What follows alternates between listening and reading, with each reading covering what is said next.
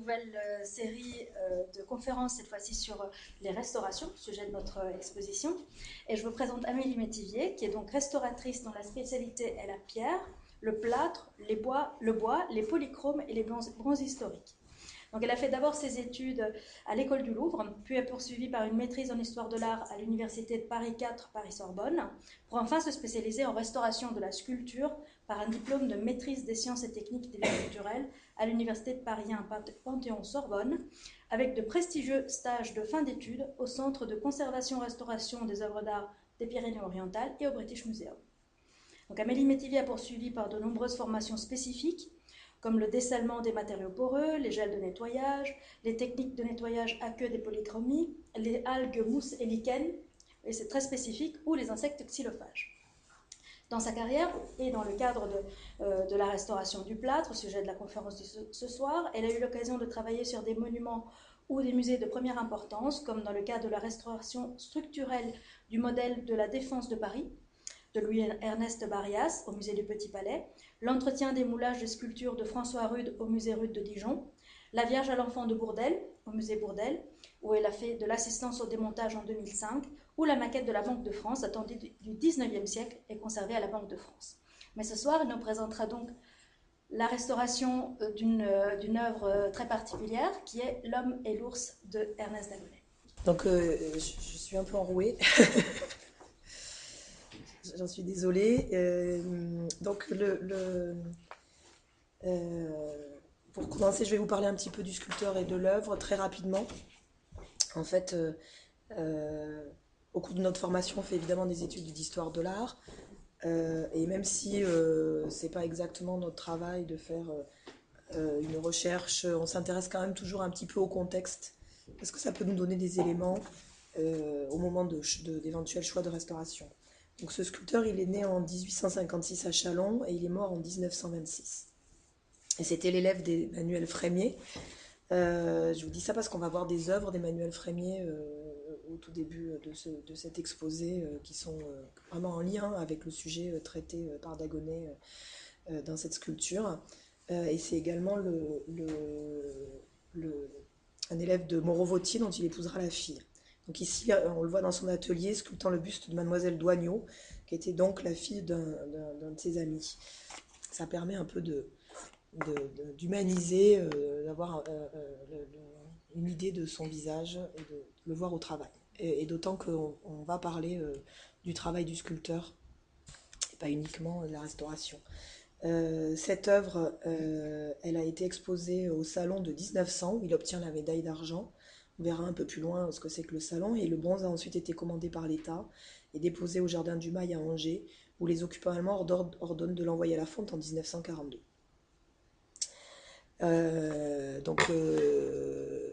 À gauche, vous voyez une photo qui vient du fonds Moreau-Vautier qui représente l'œuvre de façon ancienne, en tout cas avant la fracture. Et à droite, le bronze au Jardin du Mail à Angers.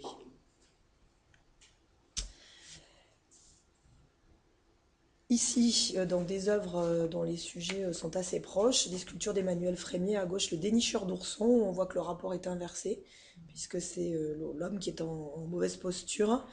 C'est une œuvre qui est conservée au Muséum d'Histoire Naturelle et qui est dans le Jardin des Plantes.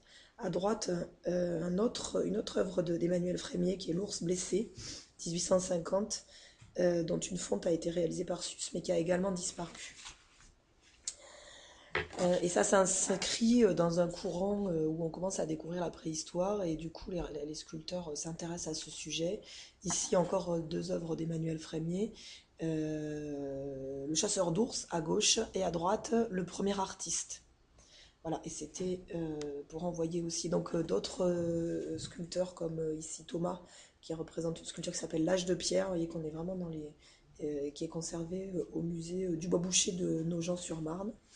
Et là, à droite, de nouveau un bronze exposé au Jardin des Plantes qui représente le sculpteur Emmanuel Frémier en train de sculpter le dénicheur d'oursons, vous voyez, avec sa sellette. Voilà. Donc, on va revenir un peu sur les différentes étapes du travail de sculpture. Ça, c'est aussi une œuvre de Dagonet. Ça représente, c'est la préhistoire, et c'est vous parler un peu des esquisses. Donc, avant de commencer à travailler, il y a une espèce de brouillon qui est fait très enlevé comme ça.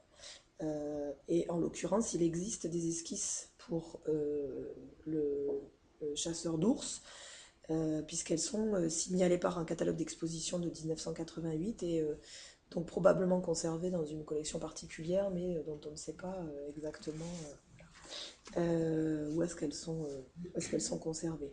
Donc une esquisse en terre qui va lui servir. Donc apparemment, d'après la description du catalogue, au début, il l'avait représenté, le chasseur ouvrait la gueule de l'ours.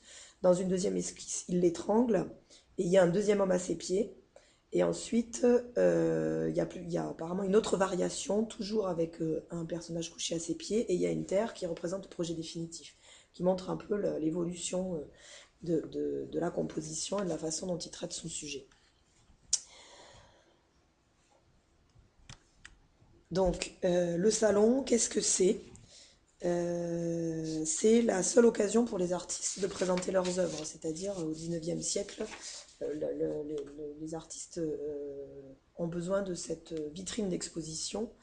Ici, une représentation de Joseph Haydn, où on voit surtout des peintures. Et donc, c'est à cette occasion que l'État peut éventuellement commander une sculpture à partir du modèle en plâtre pour en faire un bronze, ce qui est le cas euh, pour l'ours de Dagonet. Encore une représentation du salon. Donc, une fois qu'il s'est décidé sur sa composition, il travaille sur un modelage sur la terre. Ici, pour l'illustrer, Camille Claudel dans son atelier. Donc, vous voyez que la terre, elle peut avoir une assez grande dimension, qu'on voit des éléments qui dépassent, qui sont des armatures qui lui servent à accrocher la terre. L'avantage, donc la terre, ça permet des reprises très faciles. On peut retrancher du matériau, on peut en rajouter. Donc, c'est une des possibilités très grandes de faire évoluer le travail. Mais c'est un matériau qui est très difficile à conserver. Il sèche très vite avec beaucoup de rétractations. Ces rétractations, elles sont aggravées par la présence des armatures à l'intérieur. Donc le sculpteur, pour la conserver, doit la conserver humide et il recouvre le soir ses sculptures avec un linge humide. Vous les voyez d'ailleurs, ils sont au pied de Camille Claudel. Et on sait par exemple que dans les lettres que Auguste Rodin échange avec Rose Beuret, son épouse, qui lui met de nombreuses recommandations sur l'utilisation de ces linges et la façon de les poser sur la sculpture pour que la terre reste humide et qu'elle ne sèche pas. Et ça, eh ben, on va avoir une trace sur le plâtre. Donc je ne sais pas si c'est très très visible, ça se voit sur les photos, mais en général à la projection c'est toujours plus compliqué. Donc là vous voyez par exemple des petits points comme ça, et ça c'est l'empreinte du textile, ça doit être un textile assez gros, c'est l'empreinte du textile dans la terre. Parce que le plâtre a cette propriété de traduire de façon extrêmement fidèle toutes les aspérités de la matière. Et donc, en regardant le plâtre, on voit qu'il y a sur le pelage de l'ours un vrai travail de terre où le sculpteur a rajouté des petites boulettes. Quelquefois, on voit des empreintes. Là, je crois qu'on n'en a pas trouvé. Et qui montre donc que le plâtre est une traduction immédiate de l'exemplaire en terre qui, lui, n'a pas été conservé. Donc, c'est un moulage. On appelle ça le tirage original, et il devient l'original puisque l'élément en terre, lui, a disparu. Donc les techniques alors ici un petit exemple aussi de confrontation entre une esquisse et une œuvre terminée, donc le Hugolin de Carpeaux. Donc le moulage est réalisé donc, pour conserver la sculpture. Il y a plusieurs techniques qui sont possibles, techniques de moule. Ici, c'est difficile de savoir si Dagonet a réalisé un moulage à creux perdu ou un moulage à bon creux. Le creux perdu, sa caractéristique, c'est que le moule est détruit au moment du démoulage. Et on peut savoir la technique parce que quelquefois, donc vous voyez ici à gauche un exemple d'une sculpture en terre sur laquelle une couche de plâtre liquide est appliquée, elle est rose. C'est ce qu'on appelle le plâtre d'alerte parce qu'ensuite, quand on va enlever le moule, le sculpteur le mouleur, parce que c'est pas toujours le sculpteur qui fait le moulage, va se rendre compte qu'il est proche de la surface originale parce qu'il va arriver sur la couleur rose. Et quelquefois, on retrouve du plâtre rose dans les creux de la sculpture. Donc on peut imaginer. Là, on n'en a pas vu. Et en même temps, on voit pas très bien pourquoi il aurait fait un moule à pièces. Donc là, c'est encore en suspens. Euh, donc, première étape du moulage, on fait cette couche très liquide qui va aussi favoriser la transcription de l'empreinte très fidèle. Et ensuite, on recouvre de plâtre et on met des armatures pour pouvoir démouler. Donc, au moment du démoulage, du premier démoulage, la terre est perdue, elle est grattée. Donc, on récupère un moule dans lequel on va couler du plâtre pour faire l'épreuve originale en plâtre. Et ensuite, on décoche le plâtre à l'aide d'un maillet et d'un ciseau. Et quand on s'approche du plâtre d'alerte qui est rose, on fait attention pour ne pas endommager la sculpture. Ça, c'est le moule à creux perdu. Il y a une autre technique qui consiste à ne pas détruire le moule et à le faire démontable. Parce que, et donc en plusieurs pièces, c'est un vrai puzzle en 3 dimensions, et on détermine le nombre de pièces en fonction de ce qu'on appelle les contre-dépouilles. Quand vous avez des volumes simples, c'est très facile d'enlever le moule de la terre ou du plâtre. Quand on a ce qu'on appelle des contre-dépouilles, c'est-à-dire des volumes avec des creux et des retours, si on fait une seule coque, on arrache tout au moment de l'enlever. Donc on va faire ce puzzle comme ça en 3 dimensions, dans le but de réutiliser le moule. Or là, c'est pas le même moule qui va être utilisé pour la fonte, on va en parler après. Donc, on ne comprend pas très bien pourquoi il aurait éventuellement pu faire un moule à creux perdu.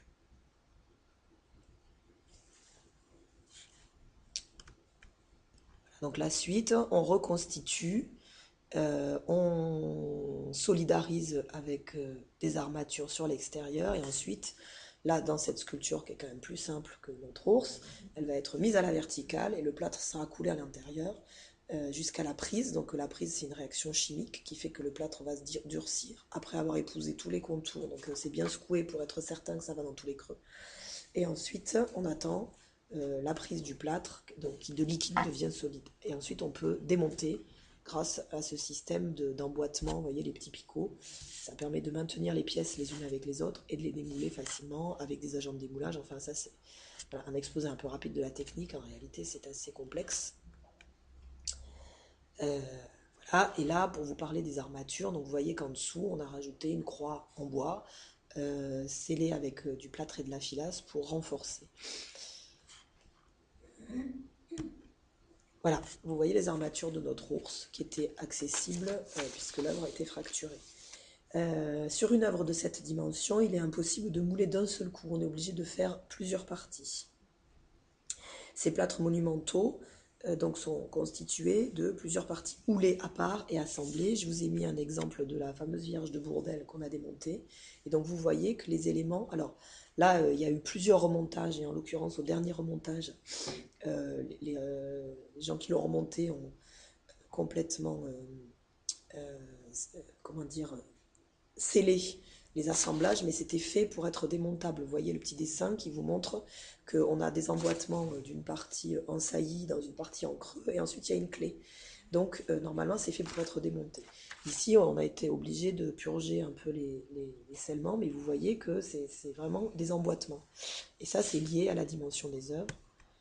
Et ça on en a des traces à la surface de la sculpture, donc on les recherche. Vous voyez ici, là, une zone un peu plus claire et moins précise au niveau de la sculpture, c'est un raccord, donc toute la patte de l'ours, elle avait été moulée à part et assemblée. Et là, ils ne sont pas allés jusqu'au bout du rejointoyage, vous voyez qu'on a des petites cavités qui montrent que l'ours était aussi rapporté sur le corps de l'homme. Donc, dans le cadre du travail sur l'œuvre, on se pose toutes ces questions, on note toutes ces traces de témoignages de la mise en œuvre et on essaie d'en faire une retranscription. Donc ici en bleu, on a tâché de découper les différentes parties de l'assemblage de la composition. Alors quelquefois on ne les voit pas bien, donc ça reste des hypothèses. Et puis ça pourrait par ailleurs être confronté avec l'avis d'un mouleur qui pourrait dire lui si de son point de vue de mouleur c'est logique qu'il ait fait telle coque et pas telle autre. Voilà. Et à gauche, un dessin qu'on sera amené à revoir et qui visualise le boisage interne, puisque comme c'était monté en assise, on pouvait travailler à l'intérieur de la partie basse, rajouter les renforts internes, et ensuite monter le bloc au-dessus, remettre des renforts. Voilà.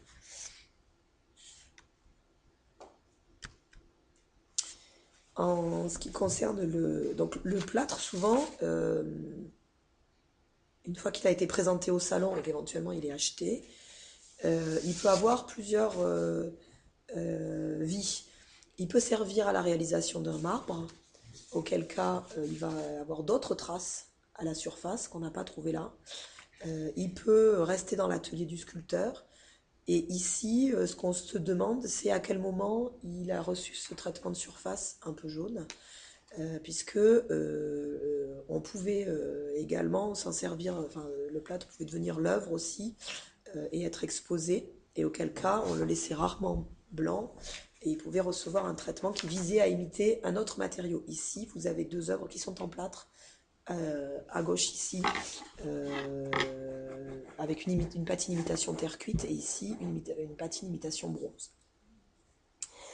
La patine qui est sur l'ours, c'est une patine dont on a imaginé que c'était une patine à la barbotine et qui se rapproche plutôt de ce qu'on peut voir au musée des monuments français, qui sont des patines qui visaient à imiter la pierre calcaire, parce qu'on se servait de ces moulages pour représenter des parties architecturées, comme ici un bas-relief qui ornait un hôtel particulier. Là, dans le cas de l'ours, on ne comprend pas très bien pourquoi il aurait voulu copier une pierre calcaire, mais en tout cas, la technique s'en rapproche beaucoup. Mais ça a pu être fait très longtemps après la réalisation.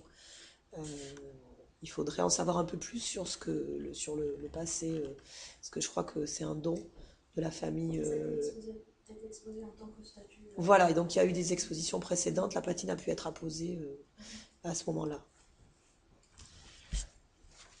Donc, dans son cas, il est acheté par l'État pour être fondu. Alors, j'ai cherché très rapidement, mais je n'ai pas trouvé le nom du fondeur. Cependant, on sait que le Dagonet a aussi réalisé une sculpture qui s'appelle la Marseillaise, dont il y a le plâtre dans les réserves, et qui, elle, avait été également achetée à l'État et envoyée à la ville d'Agen. Et là, pour le coup, c'est Barbedienne qui a fondu le bronze. Donc, on pourrait, en cherchant dans le catalogue de Barbedienne, vérifier si c'était également lui qui avait fondu le chasseur d'ours. En tout cas, on est quasiment sûr que la fonte était une fonte au sable. Donc ça, c'est la technique de réalisation du moule pour fondre le bronze. Donc le plâtre, vous avez vu qu'il est liquide mais à température ambiante, donc on n'a pas de problème de compatibilité avec les matériaux du moule. En revanche, la température de fusion du bronze, je ne l'ai pas en tête, mais donc il faut un matériau qui résiste aux très très hautes températures. Et donc à partir du 18e, il y a une technique qui s'appelle la fonte au sable, où on se sert d'un sable très fin qu'on peut compacter énormément pour faire le moule, et donc qui va supporter la température de fusion. Ici, vous avez une représentation des différentes étapes. Là encore, on fait des pièces pour pouvoir les démouler. Voilà, d'autres étapes ici. Et là, sur la sculpture de Dagonet, on a un dépôt brun qui est un reste de sable de fonderie, très très certainement. Et ensuite, on voit aussi à la surface du plâtre des indications au graphite, et qui sont très certainement les indications du fondeur pour les différentes pièces du moule au sable. Ils y allaient franco, c'est-à-dire qu'il y a même des moments où le graphite, le crayon papier, a quasiment fait un sillon dans le plâtre. Donc, quand nous prenons en charge cette sculpture, la méthodologie générale, elle consiste à faire un constat d'état, c'est-à-dire à comprendre quelle est la nature des altérations, comment est-ce qu'elles se sont produites.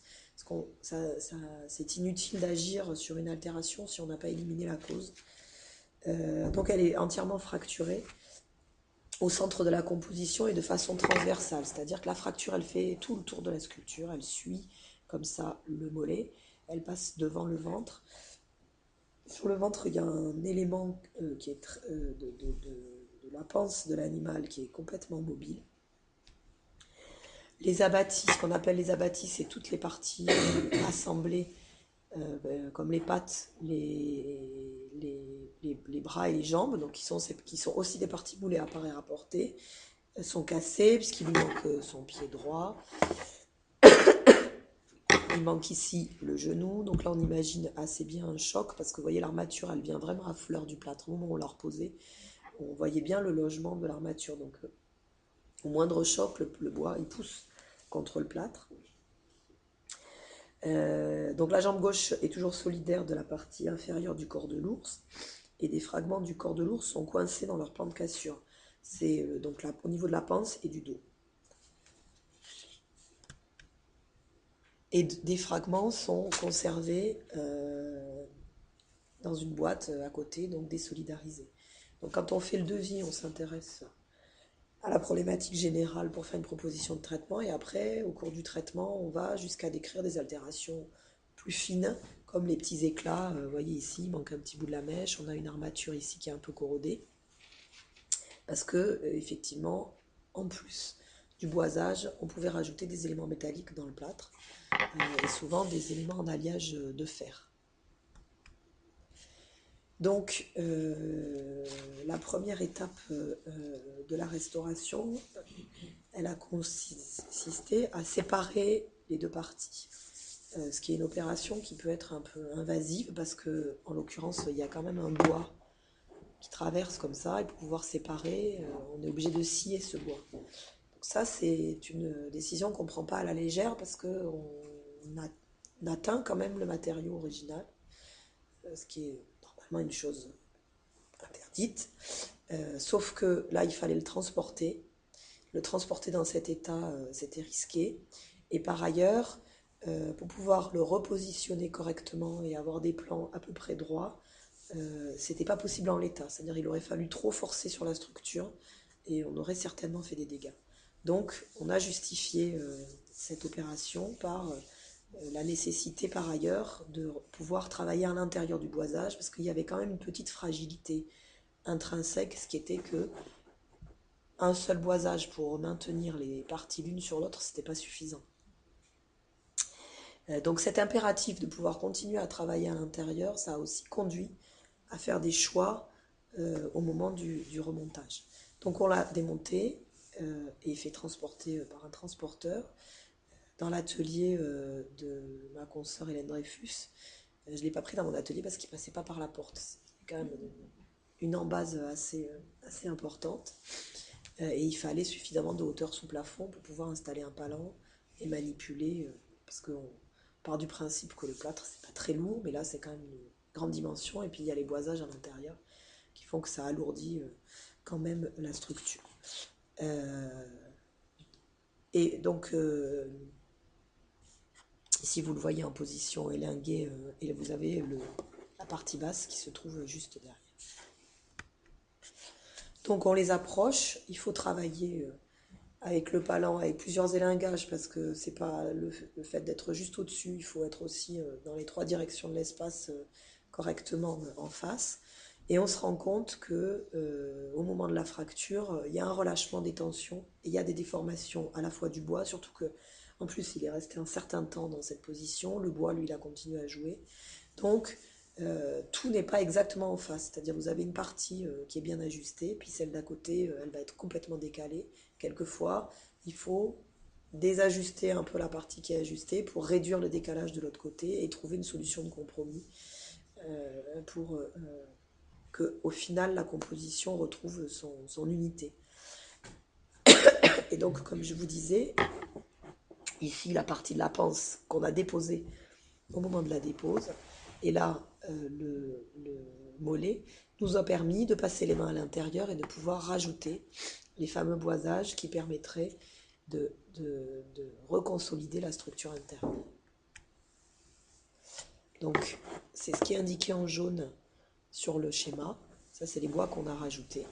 Ça a été assez sportif parce qu'il a quand même fallu les fixer par en dessous. Donc, vous voyez qu'on a posé la sculpture sur des bastins. Enfin, ça ne fait pas un accès, donc ça demande quelques acrobaties. Et là, vous voyez les deux parties rajoutées qui sont plus claires parce que le plâtre est neuf. Et ce qui fait qu'en gros, on a très peu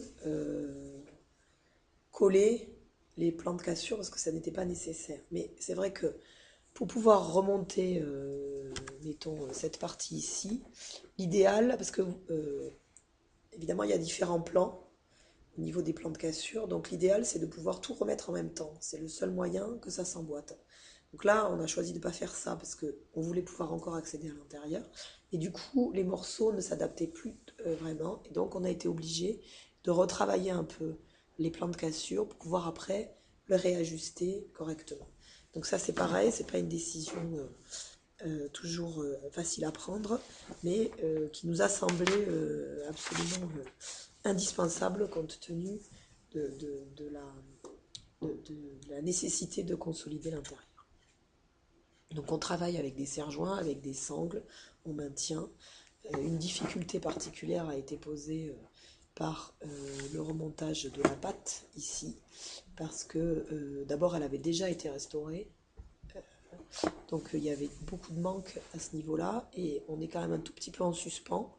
Elle repose sur la terrasse, mais elle n'est pas complètement solidaire, et on avait un crucial manque de plan de contact et une difficulté à la maintenir avec les systèmes de serrage qu'on a l'habitude d'utiliser.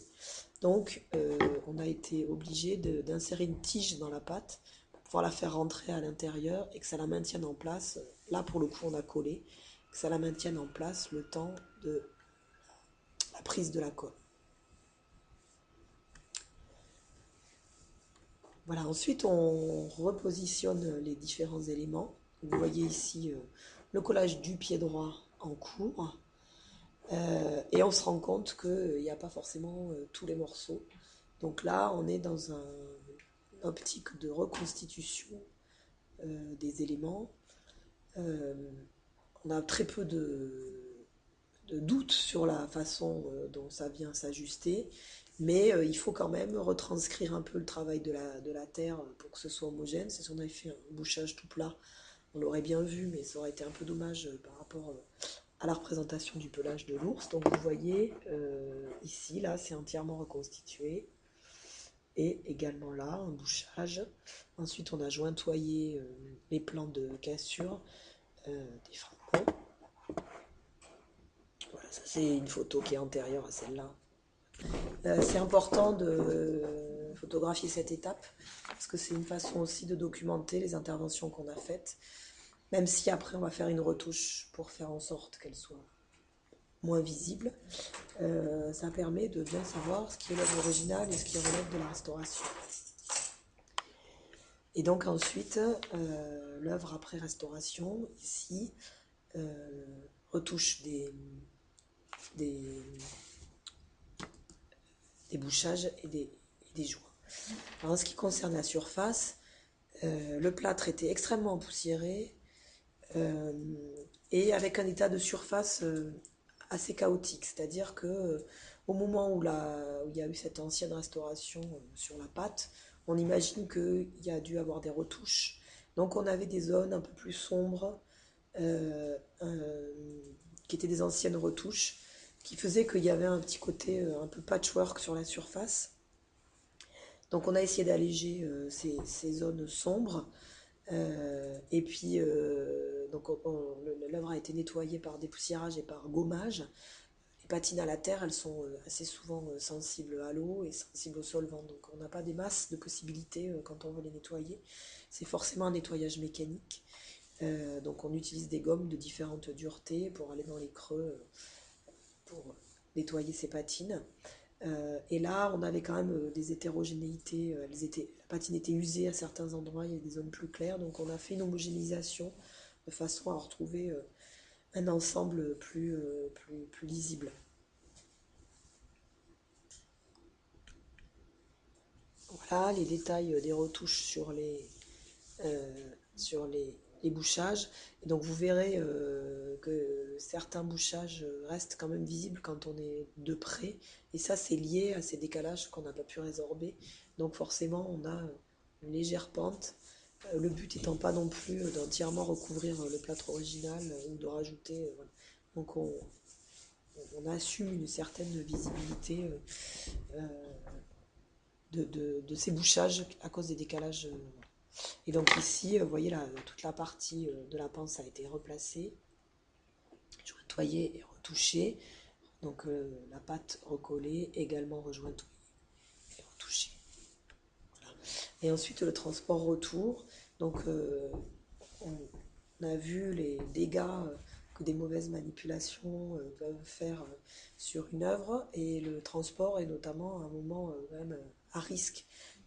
Le plâtre, c'est un matériau qui est cassant, qui se raye à l'ongle, et cette coexistence entre lame en bois et le plâtre autour, ça renforce la fragilité parce que c'est deux matériaux qui ne vont pas réagir de la même façon à la vibration, et comme le bois, lui, ne va pas du tout amortir les vibrations, il va les retransmettre direct. C'est aussi pour ça que les sculptures en plâtre, quand elles sont abîmées, c'est souvent assez fort. Et c'est vrai que ça correspond aussi à un moment de l'histoire de l'art où on s'est très peu intéressé à ces objets, parce que comme c'était du plâtre, qu'on les voyait un peu comme des reproductions, que la sculpture 19e, et particulièrement cette période-là, a subi une phase d'oubli et puis de dédain, parce que c'est vrai que dans le même temps, il y avait Auguste Rodin qui travaillait, donc on en a commencé à regarder de façon un peu dédaigneuse de ces représentations, auxquelles on s'intéresse un peu plus maintenant parce qu'elles racontent des histoires, et donc elles racontent la façon dont on découvrait finalement les premiers hommes. Donc fabrication d'une caisse de bardage pour maintenir la sculpture et empêcher qu'elle fasse ça pendant le transport. Donc il a fallu s'adapter aux dimensions. Parce que le principe de la caisse, c'est qu'on part d'un plateau, mais là, la terrasse dépassait quand même beaucoup de la, de la palette. Et donc, toutes ces barres-là, elles sont appuyées, mais pas trop fort, avec des mousses en isolation pour amortir et que ça fasse comme si quelqu'un tenait la sculpture pendant le transport. Voilà, c'était la dernière présentation, et donc elle est maintenant là.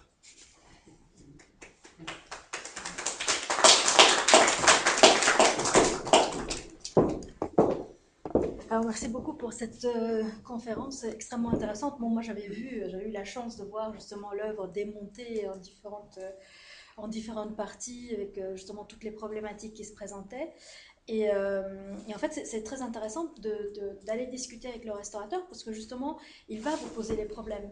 Par exemple, on avait discuté, vous avez cité en passant Oui. qu'il y avait des éléments en fer au bout des pattes, parce qu'en fait, vous remarquerez, si vous regardez attentivement, qu'il y a certaines griffes qui manquent. Donc déjà, première question, est-ce qu'on restitue les griffes ou on ne les restitue pas? Dans notre cas, comme ça ne gênait pas la lecture, on n'a pas restitué, parce que de toute façon, si un jour on voulait le faire, on peut toujours mouler une autre griffe et les refaire, donc ça, c'est pas un problème. Mais disons qu'on comprenait l'œuvre sans devoir rajouter une pièce qui n'était pas d'origine. Ensuite se posait justement cette question du fer, où justement j'avais demandé qu'est-ce que vous faites, vous les vernissez, etc. Et là, vous pouvez me Oui, dire alors ce que c'est vous vrai que m'aviez expliqué. la réflexion a beaucoup évolué sur le traitement des armatures, c'est-à-dire qu'avant on mettait un vernis de protection pour l'empêcher de continuer à rouiller. Et puis on s'est rendu compte que si on ne protégeait pas l'intégralité de l'armature, en créant une zone de protection, finalement, on concentre par un effet physique qui est l'effet pile, on concentre la corrosion sur la partie qui n'est pas, qui n'est pas protégée. On fait pire que bien, parce Voilà, que et ça finalement, gaspille on peut faire pire que mieux. Donc du coup, d'abord, on s'interroge aux conditions de conservation de l'œuvre. Est-ce qu'elle va vraiment être soumise à une forte humidité ou pas? Et puis, en général, on n'y touche pas.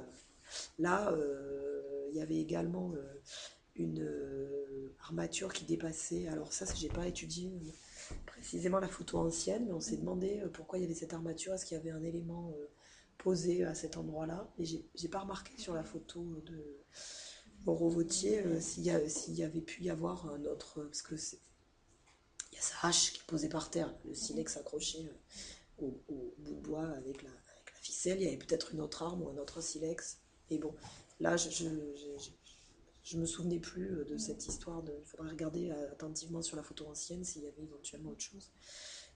Donc du coup, on les a laissés. Et donc on a retouché quand même l'élément d'armature qui dépassait pour que ça n'attire pas l'œil. Et que ça laisse quand même toujours dans ce souci d'homogénéité puis d'esthétique aussi. Parce que c'est ça, parce qu'il faut ménager les deux en fait. Voilà. Il faut ménager le fait de restituer l'œuvre telle qu'elle était et puis le fait qu'elle soit quand même agréable à regarder, qu'on ne remarque pas que les défauts. Comme vous le disiez, il y avait ce problème de déformation parce qu'elle est restée assez longtemps. Carole, combien de temps elle a passé dans ces réserves-là? Un bon bout de temps. Je pense qu'on a des photos où elle sort, je saurais pas, je pense qu'elle a dû passer 20 ans. Voilà, donc en 20 ans, le bois, il a eu le temps. On a des photos où elle a été exposée au musée, et on a des photos où elle sort effectivement par le passage Rondel, donc elle sort côté court, mais à l'époque, elle est encore en bon état. Oui. Donc on suppose qu'entre les différents déménagements, au bout d'un moment, il y a eu justement ces problèmes. Mais heureusement, la plupart des morceaux ont été conservés. Oui, oui, tout à fait. Donc on avait même un bout d'orteil en trop. Oui, oui, alors il y avait... c'est pas toujours, quand on a des caisses de fragments, c'est pas toujours de repérer au premier coup d'œil à quelle sculpture ça appartient. Et là, oui, il y avait un orteil en trop. Voilà, donc ce n'était pas l'homme et l'ours, on l'a récupéré et on verra peut-être un jour à qui il appartient. En tout cas, ce n'était pas l'homme et l'ours. Et une autre problématique qui s'était posée, c'était aussi l'histoire de la filasse. Comme vous m'aviez dit, si on utilise la filasse et le plâtre comme à l'origine, ça sèche trop vite. Et la décision, c'était qu'est-ce qu'on fait? On utilise la technique d'origine ou est-ce qu'on utilise une autre technique? Je vais vous laisser expliquer, vous le ferez mieux que moi. Oui, alors on est toujours partagé entre... parce qu'on a quand même une exigence de réversibilité. C'est vrai que ce qui est le plus compatible avec le plâtre, c'est le plâtre évidemment, mais du coup, ça fait des bouchages qui sont tellement de même nature que de les enlever, ce qui est une possibilité qu'on se réserve, parce qu'on ne sait pas comment va évoluer la réflexion. On part du principe que tout ce qu'on a fait doit être défaisable. C'est plus compliqué. Et du coup, on a opté là, pendant longtemps, on a mélangé le plâtre avec une autre charge pour diminuer la dureté. Et assez récemment, on a, pour certaines parties en tout cas, opté pour un mastic qu'on fabrique avec une résine acrylique chargée de carbonate de calcium. Donc comme c'est une résine synthétique, elle va être soluble dans un solvant qui, lui, n'aura pas d'effet sur le plâtre. Et qui mettait plus de temps à sécher, donc oui. Ça vous permettait d'ajuster. Voilà, c'est ça. Et donc du coup, effectivement, au moment de la mise en place, on a plus de latitude pour réajuster et changer d'avis. Voilà. Parce que le montage à sec, ça se passe toujours bien. Après, quand on rajoute les éléments ou quand on colle, comme pour la pâte, on peut avoir des petits décalages qu'il faut qu'on surveille. Puis vous avez mentionné la réversibilité. Justement, ça, vous l'aurez vu pour ceux qui ont déjà été voir l'exposition. En fait, il y a deux règles principales. C'est que la restauration doit être visible, pas excessivement visible, mais on doit pouvoir la détecter. Et puis, ça doit être réversible. Parce que justement, comme vous le disiez, les techniques évoluent, ou même, on peut peut-être retrouver un morceau, et si on le retrouve, à ce moment-là, on réintègre le morceau d'origine. Et voilà, donc c'est très important qu'on puisse détecter quel est l'élément qui a été rajouté, etc. Bien, s'il n'y a pas d'autres questions, alors il nous reste à remercier encore une fois Amélie Métivier et la féliciter pour le travail, parce que on va peut-être aller voir l'œuvre, justement. Vous allez voir que c'est assez fantastique. Quand vous avez vu dans quel état c'était, voir comment c'est maintenant. Encore une fois. Merci.